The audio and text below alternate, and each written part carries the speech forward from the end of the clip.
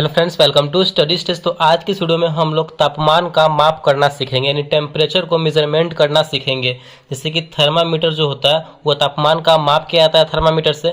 Thermometer में जो है दो प्रकार के पैमाने से माप किया जाता है।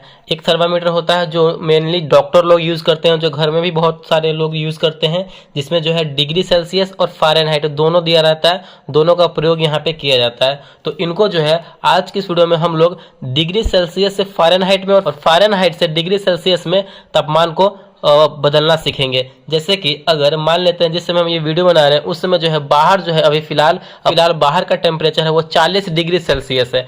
40 डिग्री सेल्सियस में है, अगर फ़ारेनहाइट में हम कन्वर्ट करना चाहेंगे तो फ़ारेनहाइट में वो कितना होगा वही आज की इस वीडियो में हम लोग जानेंगे।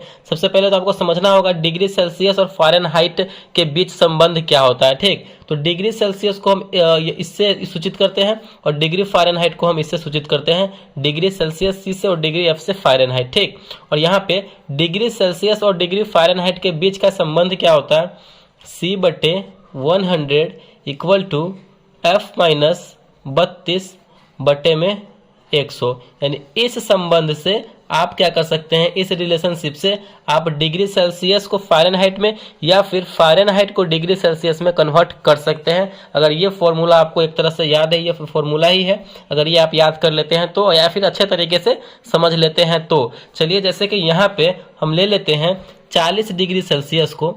40 डिग्री सेल्सियस को हमें फ़ारेनहाइट में कन्वर्ट करना है कि कितना हमारा ये कितना डिग्री फ़ारेनहाइट होगा। तो कैसे करेंगे, बहुत ही सिंपल है। देखिए आपके सामने अगर कोई भी सेल्सियस है कि 100 डिग्री सेल्सियस को फ़ारेनहाइट में कन्वर्ट कीजिए, या फिर 200 डिग्री सेल्सियस को फ़ारेनहाइट में कन्वर्ट कीजिए, या फिर 5 डिग्री सेल्सियस को फ़ारेनहाइट में कन्वर्ट कीजिए, तो बिल्कुल भी घबराना नहीं है। ये रिलेशनशिप यानी ये फॉर्मूला जो है आपको अगर याद होता है आपके माइंड में, तो बहुत ही सिंपल तरीके से यहाँ पे आप जो है उसको कन्वर्ट कर पाएंगे। तो चलिए करते हैं। यानी हमारा जो है सी का डिग्री सेल्सियस का वैल्यू कितना दिया हुआ है, 40 डिग्री दिया गया है। तो यहाँ पे सेल्सियस के जगह पे ये है सी है, तो इसके जगह पे क्या रखेंगे हम 40 डिग्री सेल्सियस रखेंगे, क्योंकि हमारा सेल्सियस का वैल्यू 40 डिग्री दिया गया है। चलिए इसको कन्वर्ट कीजिए, सॉल्व कीजिए। तो C/100 यानी सी के जगह पे क्या रखेंगे 40/100 है, तो 100 इक्वल टू F-32 यानी हमें फ़ारेनहाइट निकालना है, तो F दिया गया है F-32/180। इसको सॉल्व कीजिए। यहाँ पे 1 0 से 1 0 काट देंगे, ये 5 दूना 10, ये 2 दूना 4। इसको हम बहुत ही आसान करने के लिए यहाँ पे हम काट पीट किए हैं, जिससे कि छोटा सा नंबर हो जाए, हमें गुना करने में आसानी हो, तो ऐसे हम ही काट पीट करते हैं। चलिए अब क्या करेंगे, हमारा बच्चा 2/5 इक्वल टू F-32/180। यहाँ पे अब हम क्रॉस मल्टीप्लिकेशन कर देंगे इसका। 2 में 180 से करेंगे तो हो जाएगा हमारा 360 इक्वल टू 5 में F से करेंगे एक बार, यानी ये हो जाएगा 5 इंटू F-32। इस प्रकार हो जाएगा। तो 5 में F से भी गुना होगा और 5 में 32 से भी गुना हो जाएगा। ठीक, सॉल्व कीजिए। इधर हो गया 360 इक्वल टू 5F-32 में 5 से करेंगे तो कितना हो जाएगा, और 5 9 10 का 0 हासिल है, 5 से 15 1 16 यानी 160। क्या करेंगे, नंबर वाले को नंबर वाले के साथ ले आएंगे, तो ये दोनों नंबर वाला है तो इसको इधर ले आएंगे। तो 360 तो इधर है, माइनस में 160 है तो बराबर के इधर लाएंगे तो प्लस में हो जाएगा। तो प्लस में 160 इक्वल टू 5F, यानी 360 और 160 को ऐड करेंगे तो कितना हो जाएगा, 0 6 6 12 का 2 हासिल 1 3 4 1 5 520 हो गया इक्वल टू 5F। यानी यहाँ से अब हम F का यानी फ़ारेनहाइट का वैल्यू पता कर लेंगे, निकल के आ गया 520 बटे में क्या हो जाएगा, 5 जो है F के गुना में लगा हुआ है, तो यहाँ पे हम इधर लाने के लिए बराबर के इधर लाएंगे F निकालने के लिए, तो ये भाग में आ जाएगा, तो 5 भाग में आ गया इक्वल टू F। इसको सॉल्व करेंगे तो हमारा क्या निकल के आएगा, 520 में 5 से भाग करेंगे तो हमारा निकल के आएगा ये 104 डिग्री फ़ारेनहाइट। यानी इसको सॉल्व करने पे हमारा आया 104 और हमें डिग्री फ़ारेनहाइट में निकालना था, यही ना F था, तो 104 डिग्री फ़ारेनहाइट हमारा यहाँ पे निकल के आ गया। यानी 40 डिग्री सेल्सियस का वैल्यू अगर फ़ारेनहाइट में हम कन्वर्ट करेंगे तो 104 डिग्री फ़ारेनहाइट में ये हो जाएगा।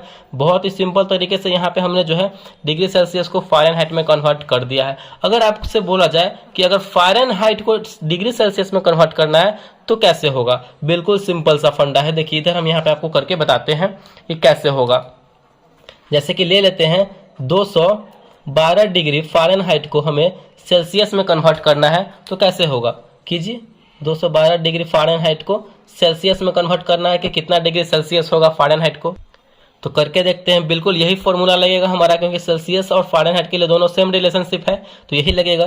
तो हमारा क्या है, C बटे 180, सॉरी C बटे 100, क्योंकि C तो हमें निकालना है, इसीलिए C का वैल्यू यहाँ पे नहीं दिया गया है, लेकिन F का दिया गया है। F कितना है, 212 डिग्री, तो F के जगह पे क्या रखेंगे हम, 212 रखेंगे। तो F माइनस 32 है, तो F के जगह पे रखेंगे 212 माइनस 32, बटे में क्या है 180 है, तो 180 इसको सॉल्व कर देंगे। C बटे 100 इक्वल टू 212 में से 32 जाएगा तो हमारा कितना बचेगा, यहाँ पे 180 बचेगा, बटे में फिर 180 है, भाग करेंगे तो एक बार में यहाँ पे ये कट रहा है कि नहीं, बिल्कुल कट रहा है एक बार में। तो यहाँ पे C में 1 से गुना करेंगे तो C, फिर 100 में 1 से गुना करेंगे तो 100, यानी हमारा यहाँ पे जो है सेल्सियस इक्वल टू कितना निकल के आया, 100 डिग्री सेल्सियस। ठीक, तो C का वैल्यू यहाँ पे हमारा पता हो गया। तो 212 डिग्री फ़ारेनहाइट जो है कितना डिग्री सेल्सियस में कन्वर्ट होगा, तो कितना डिग्री होगा, तो 100 डिग्री सेल्सियस हो जाएगा। तो ये हमारा तरीका है डिग्री सेल्सियस को फ़ारेनहाइट में या फिर फ़ारेनहाइट को डिग्री सेल्सियस में कन्वर्ट करने का रूल है, फॉर्मूला है। आप जो है कितना भी बड़ा से बड़ा नंबर ले लीजिए डिग्री फ़ारेनहाइट का या फिर डिग्री सेल्सियस का, उनको कन्वर्ट करना बहुत ही सिंपल है इस तरीके से। अगर वीडियो आपको अच्छा लगा और पसंद आया, कुछ नया सीखने को मिला, तो प्लीज़ वीडियो को लाइक कीजिएगा। चैनल पर नए हैं तो चैनल को सब्सक्राइब जरूर कीजिएगा। Thank you.